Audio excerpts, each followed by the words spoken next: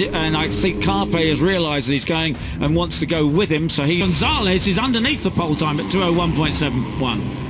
Yesterday around sort of free practice 2 time. That's right, no. 5, and Veda Pratama has just done a 2:02. Hard to be honest, as well. So it's a red hot pace like the sun out there at the moment. Very, very aggressive and abrasive here. Yeah, they're absolutely chewing up tyres in 2:01s.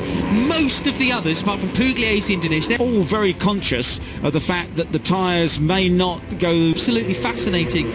I wonder what the conditions are like out there. I mean, the pace. That's right. Now there's that huge, it's a big group there, isn't it? Sixth place with Sullivan Mounty up from 11th on the grid there in 7th as well, just off towards the finish line. But as we come into I think being caught by the 31 of Giulio Pugliese in 3rd place then. And this is where those curbs are on the outside of the run. What he did wrong, but obviously he's done something. Okay, it's Veda Pratama, and then anyway. Well, there we go. Into the final turn, Uriarte. Messy way to start the race, isn't it? What a shame. Okay, and you don't know why. 1/10 of a mile. It's 173 metres short. Here running this high up. As we see, Artesini had a grid infringement, 1.2, something like that. Yeah, it's actually 9. Just taking away a few points, but had a great start to the season back in Jerez. In Austria, let's say, as Valentin Peroni stalks all over the back. Les 11th in the standings is the number 11 coming into this race. Well then, Hakim Dinesh in 3rd place then, looking pretty. David Gonzalez looking super determined in 2nd, and his right pace, he just didn't put all the lap together apart from that one that was cancelled. Looking back at David Gonzalez, and he couldn't do it. Well, he made it work this time. You don't get the impression, as usual with the TV, just how steep it is downhill. Out. And you saw the number 11 of David Gonzalez make the pass on Brian as well. You can see with how much downhill braking there is. I mean, that is really, really wide, caught up in some kind of chaos. But our timing screens, it'll be a real test of their endurance, the Rookies Cup riders in this sort of heat. As hard as he wanted to. It's Ramersdorfer who went down and had a 2nd and a 3rd, so Max knows his way around here. He was 2nd and 3rd. David Gonzalez with him. And just, I think, Vay's not hanging about. He's going to move to the front of that pack. What a big shame that was. Such a good charge through the field already. But so Uriarte now has opened up with a gap of 4/10 of a second. Yeah, 2:02.0. So he's almost on his pole time. It's a bit of a challenge out there, but it's quite similar to what they were experiencing from these leaders. And pole time was 2:01.95 in this sort of heat. Yes, and these are probably the hottest conditions of the day so far. In 2:02s, everybody else in minimum 2:03. So it's just the distance in terms of the fact that the surface is just so being drilled out here. I mean, you got 2 riders out the top, sort of 10, 11 people, and I just wonder how many of them. I think they're at the back of this group. So we're really seeing it properly strung out, Peter. This is turn 1. Uriarte still maintains that lead, but Keeles moves up the inside of Dinesh. And Hakim Dinesh on the number 13. Carter Thompson there in 6th. There are no more track limits apart from as it goes down right. The 11 of David Gonzalez, Brian Uriarte, and those trio. He stays in charge, but he's got Dinesh just behind him. Keeles. I mean, he could have been in the wrong position or what? I have no idea. Well, we don't know exactly. Shorter than the Mugello straight, and of course Mugello, you have a much faster run onto it. Double long lap penalty. Oh dearie me. Yeah, that's 168 metres. Oh, so it's less than a kilometre. Yeah, there we go. It is 8 points coming away from that one. So, but this is, he's going to get a bit of a nosebleed of Alvaro Carpe then. Now, the back straight.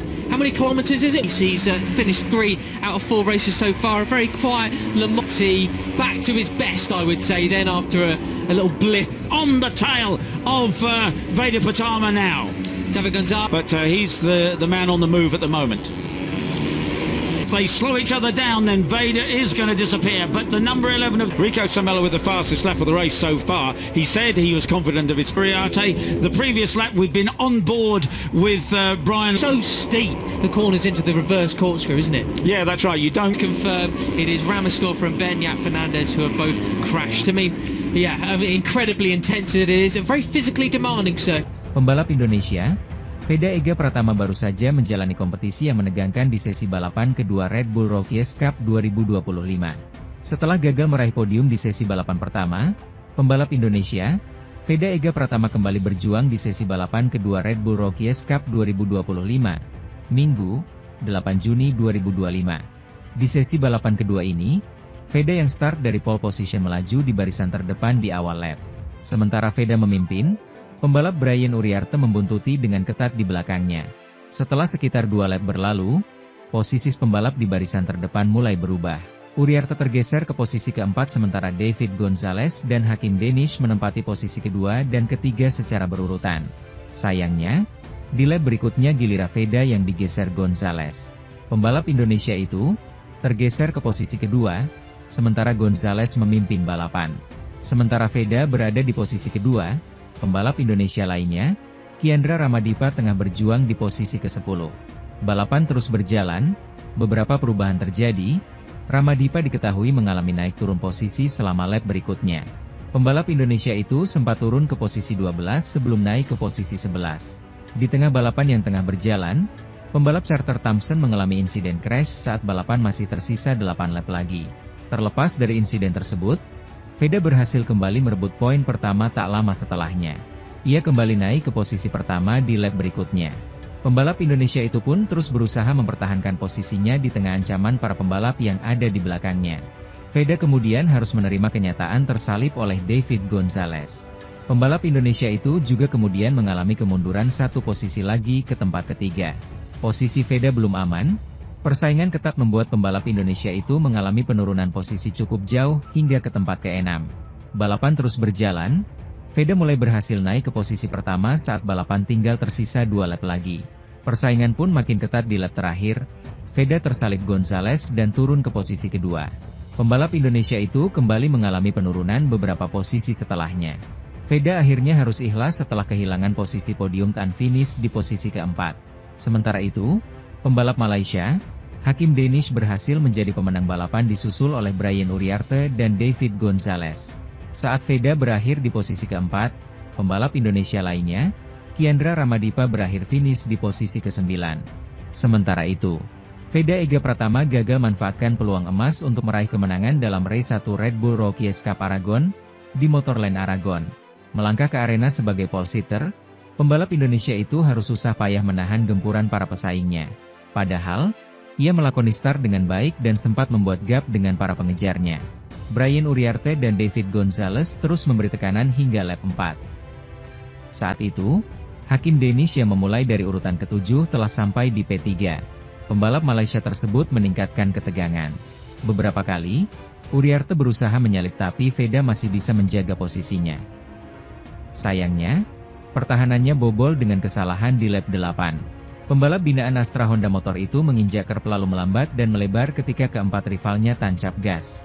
Alhasil, ia pun melorot ke posisi ke-5, di belakang Uriarte, Giulio Pugliese, Danish, Gonzalez. Hingga 2 lap terakhir, Veda hanya jadi penonton pertarungan podium di depannya. Mendekati garis finish ketika pembalap lain bertarung bersisian untuk podium, rider 54 itu pun menyusup dan melewati Pugliese untuk posisi keempat. Kesalahan yang dibuat membuat Veda introspeksi diri. Saya ingin berada di podium untuk balapan ini, tapi saya belajar dari kesalahan ini dan menggunakannya untuk race 2. Saya di depan sejak awal, tapi kemudian melakukan kesalahan di akhir lintasan lurus dan melebar. Lalu mereka melewati saya, tuturnya dikutip dari laman kejuaraan. Kami akan memikirkan setelan motor dan gigi, tapi saya pikir, saya harus belajar dari apa yang terjadi hari ini. It's his final year of rookies, and no doubt he is. Ruda back at it. He's going to have a long, lonely race, but he's shaking each other, aren't they? Doing so well. I was about to give a shout out to 10 bike length lead over his pursuers, but he's got Quiles on the chase. He's up. The 18 of Angel Bagueras comes up the inside of him. Rejoin the race. That's good news for the 69. Enrico Samelo's flick it right. The heeled well over the 83 of Carpe. Daring moves this time around. We're looking ahead to Max Quiles from Alvaro Carpe to 5th position ahead of Moodley.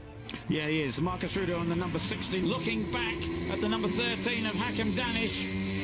Andes moves up the inside of Samela, looks up the inside of Carpe. To the long, looping right hand. I mean, there's quite a few different lines you can run through turn 8, especially on these smaller. It's a shame for him. Hopefully we see him back in Mugello. Right, comes alongside. You can see how close this racing is.